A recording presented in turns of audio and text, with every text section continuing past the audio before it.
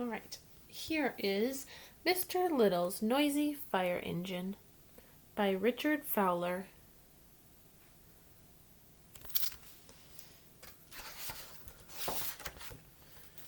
Early one morning, Mr. Little came to work at the fire station. "I must wash the fire engine today," he said. Just then Mr. Little heard swishing and squirting noises coming from inside the station. He opened the door. What is that? An elephant? He found an elephant hosing down the fire engine. Mr. Little filled a bucket with water and helped the elephant wash the windows. Then a tink tink came from the top of the fire engine. Mr. Little raised the ladder. Tink tink. What's inside? A squirrel. He found a squirrel polishing the rungs.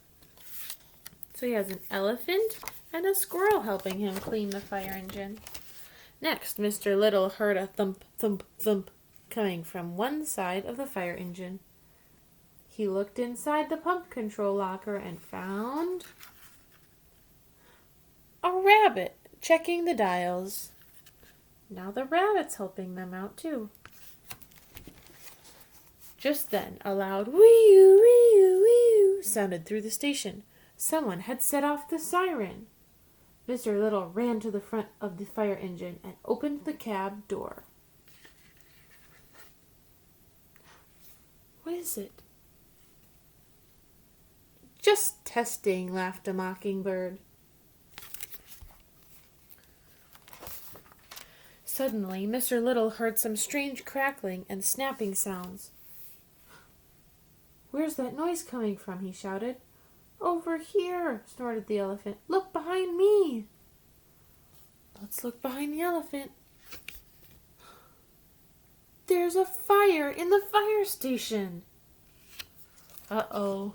What are they going to do? The elephant grabbed a bucket. The squirrel rolled out the hose. The rabbit turned on the pump. The mockingbird sounded the siren. The toad ran for cover, and Mr. Little aimed the fire extinguisher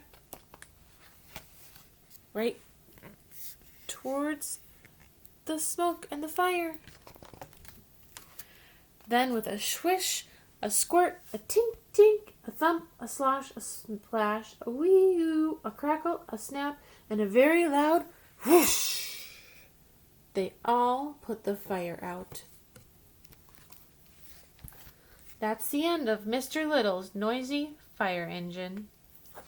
Thanks for watching.